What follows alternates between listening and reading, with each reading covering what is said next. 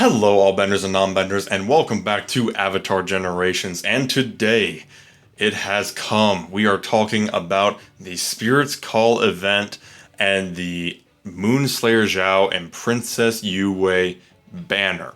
Now, just a reminder, this is the very last banner that existed prior to the global launch. This banner was in the beta version of the game. At this point forward, we're caught up. Everything now is going to be brand new. So very exciting stuff there as is. But let's take a look here. You'll notice we're starting with the summon banner this time around. We don't have any new quests. However, the event shop has some interesting stuff that we're going to talk about real soon. But for now, let's talk about the summon banner. Starting out, we have Moon Spirit Yue, a brand new peace water bending character. Take a look at our basic here. We have push and pull, deals spirit damage to one enemy, and heals the ally with the lowest HP by 10% of their max HP. Very cool healing basic there, very supportive, and can actually increase the cooldown of the target. So, nice little thing there, nice little support. And then taking a look at the advanced here, deal water bending damage to all enemies and grant skill nullifier to each ally. Basically, skill nullifier allows the ally to dodge the next attack. Giving that to her entire team is extremely valuable and means they'll either all dodge an AoE, or if the enemy is more single target focused, can really be helpful in dodging some heavy hits. But here's where she really starts to shine. Her passive Spirit Aura. Gain Moonlight Aura for one turn when performing a combo attack with any waterbending ally. Moonlight Aura increases the damage dealt by all waterbending allies by 35%, so just a straight up damage boost there. But then, here is where her signature ability really comes into play. Revive up to 2 random allies and grant 35% increased turn bar to all allies when the caster is defeated.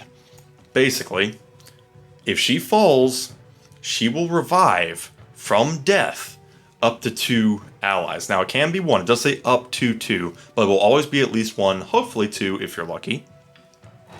And grant them that 35% turn bar. If I'm remembering correctly, that actually goes up to 50% if you do get her maxed out on her skill level. But that is a massive support effect. So let's say you're getting stomped by the Inagi, or you're in arena and having a hard time. If she falls and revives your 2 best heroes, that can turn the tide of the game. Something to keep in mind there. And now let's look at her antithesis, Moonslayer Zhao, a Chaos Firebending character. His first effect here is his basic Execution, otherwise known as the Sushi Maker. Deals decisive damage to 1 turn. This means that the damage is increased based on the enemy's missing HP. He gains lifesteal for 1 turn, nice little self-sustain there. And then this attack cannot be countered and ignores 50% of the enemy's defense. So just straight up damage there. Straight up damage. And then his advanced is Fatal Flame. Deals once again decisive damage to 1 enemy. And then the damage dealt increases by 15% for each debuff on the opponent. This attack cannot be countered and ignores the enemy's defense. All of their defense, 100%. So you'll notice here, he is focused on putting fools down. And here's why.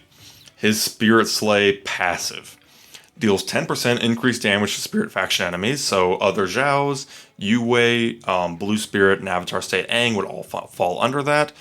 And then steal 20% focus and inflict Red Moon on all enemies for 2 turns when the caster defeats an enemy. This ignores resistance. Now, what does New Moon do? Target takes 15% increased damage right out the gate, and the caster of this effect cannot die as long as the Red Moon is active. As long as an enemy has this debuff, Zhao won't die. He's just going to keep attacking. He's going to keep attacking and hopefully keep getting kills and refresh that Red Moon even further. one more nice little noteworthy thing there, if you're really trying to invest in him, if you maybe have some spare skill tokens, or you do get some duplicates, at maximum skill level, level 6, that goes up to 4 turns. That's a lot. If the enemy can't cleanse that off of them in some other way from a skill or a passive, yeah, that's going to stick with them for a nice long time. So that is our characters. Now we do, of course, have 2 5-star relics and the Tweet and Law support. So Tweet and Law we're pretty familiar with already. This will increase attack of water element heroes. Very standard, very, very powerful. But let's take a look at Spirit Oasis here. This is usable by spirit characters, which means, ironically, it can technically be used by Zhao. Kind of funny there. The caster heals all allies by 15%, grants 25% increased turn bar, and increased attack to all allies for 2 turns upon death. You can kind of see how this is obviously meant to play with Princess Yue. Basically, healing and even more turn bar if she falls in battle. And then the increased attack just for good measure. Basically, this will stack with her passive turn bar. Especially if you get her maxed out and you get lucky with some of these Spirit Oases. That's almost 100% turn meter, if I'm correct. I don't know what this maxes out at. If it maxes out at 50%, a maxed out Spirit Oasis and a maxed out Yue would effectively grant a bonus turn to your entire team. Now that is, admittedly, that is a premium investment. But if you do go that far, yeah, you've got some cool stuff coming your way. And then, of course, we have the Hidden Library for Moonslayer Zhao. Once again, usable by any spirit character. So just something to keep in mind there. This is also usable on some of our existing characters, and you'll probably see why very soon. Straight up increase the crit chance by 35%. So just no conditions, no limits, just increase crit chance. And then permanently decrease the defense of all enemies by 35% when the caster defeats an enemy, and those 2 stats will go up based on how many of these you have. This is just a damage boost. By having that increased crit chance, especially if you get this tiered up, you don't have to worry so much about building crit into your arts. You can focus on crit damage, or you can focus on attack. Very, very powerful. Also, because it's usable by spirit characters and it is so offensive, Blue Spirit or Avatar State Aang could absolutely get some use out of this, no problem. So very cool stuff from the 5 stars, but we actually do have some 4-star relics too. Let's talk about that here. The New Moon is just you know, what's this relic? Oh, you know, some pieces of paper. What's this relic? The moon. Let's just pull the moon out of your pocket. Why not? Usable by waterbending allies. 50% chance to remove 1 debuff from all allies when the caster attacks. Of course, that chance goes up on tiers.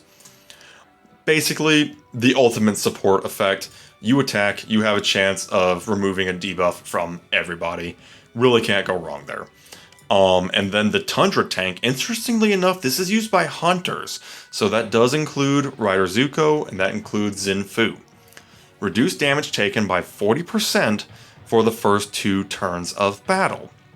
That would go up depending on how many copies you get. And then after those first 2 turns, reduce damage taken by 30%. So basically, your first 2 turns, assuming you're not fighting anybody with damage reduction, ignoring basically any enemies who ignore damage reduction, they're not going to care about this at all. They'll punch right through it. But, assuming you're fighting what I'm going to refer to as normal enemies, for those first 2 turns, you get a massive damage reduction buff. I don't know what it maxes out at, but here at tier 1, 40% is still nothing to sneeze at. And then after those first 2 turns, you go down to a base 30%. Still not bad. Damage reduction is damage reduction. That's still not bad at all. Especially for characters like Xin Fu, who he got knocked off his perch when he lost a good chunk of his bulk. That could shore him up a little bit. Same goes for Rider Zuko. We'll have to wait and see. Now, for the rates here, we do have a 3% rate, 0.5% on Yue, 0.5% on Zhao, as kind of is usual, 0.5% on Tui and La, and then 0.75% on each of the 5-star relics. These rates are not exactly setting records. They are low. They are low, and they are split up pretty heavily. However, if we do go down, we do have the New Moon and the Tundra tank here at 1.5% each. Now, we have one more thing to talk about. One more thing that is brand new and very unique to this banner and event. If we go down here, we just go down to the bottom, we see the Spirit Summon coin. I don't know why they have it listed twice, but it's effectively 1%. Currency earned from summoning on the Spirit's Call weapon banners used to purchase event-exclusive items in the event shop. Let's go talk about that event shop because we've got some very unusual things happening here. If we go all the way to the event shop, we have the Spirit's Call shop here. You can use those coins to get any of the 5-star items currently available in that banner. We have Yue for 3 coins, Zhao for 3 coins, Tui and La for 2, Spirit Oasis for 1 coin, and then the Hidden Library as well for 1 coin. What that means, basically, those coins, if you're lucky enough to get them, just cut the random chance out of it. If you want relics, boom, you get a relic for a coin. If you're trying to get a specific character, maybe you only got a bunch of Zhaos, but you got 3 of those coins, boom, you can get a Yue, no problem. I mean, this is unprecedented. It basically gives you an extra chance to kind of dodge that random RNG that can really punish you on a bad day. Gives you just a little bit of a chance to dodge that, a 1% chance to get that coin. So very cool stuff there. And then if we do keep looking through the shop here, this is basically focused on spending boss coins. Fine by me, I've got way too many of those. So we do have some Arts Essence, some Energy, some Skip Tickets. We do have some Spirit Balance, or Spirit Talisman balance items. This would be to power up Yue. And it's kind of unfortunate because I totally just bought a bunch of those with my regular boss coins. It's fine. It's fine. We're not going to talk about it. It's fine. It's fine. I'm not upset. I'm not upset. I'm not upset. Anyways, and then we have spending more coins here on some meditation beads. Once again, Hunter Talismans for Zhao, I believe it is. And then we actually do have the ability to trade out some coins for meditation beads for peace characters, chaos characters, in the 2-star variety and the 3-star variety. I don't know about you guys, but I was running low on those, so this will be immensely helpful for me. So that is what we have there in the event shop. This one right here is especially interesting, especially if you're really wanting those relics, which I kind of am. I mean, you get 1 coin, you get a relic. That's basically what it equals. It's basically an extra chance to get those items. But that is all we have for this event. Let me know what you think of it down in the comments below. I already do have a copy of each character thanks to the developers. Massive thanks to them. They provided me a demo copy of each character for review purposes that I will be putting to very good use very soon. But I do still want to summon on this banner just because, first of all, it's fun. What can I say? I have a good time. And I would kind of like a shot at getting a couple of these items as well as some duplicates of Yue and Zhao. But that is all we have for today. Do y'all plan on summoning on this banner, or maybe you have already? Let me know down in the comments below the video. Like and subscribe if you haven't already, and we shall see you next time. Have a good one.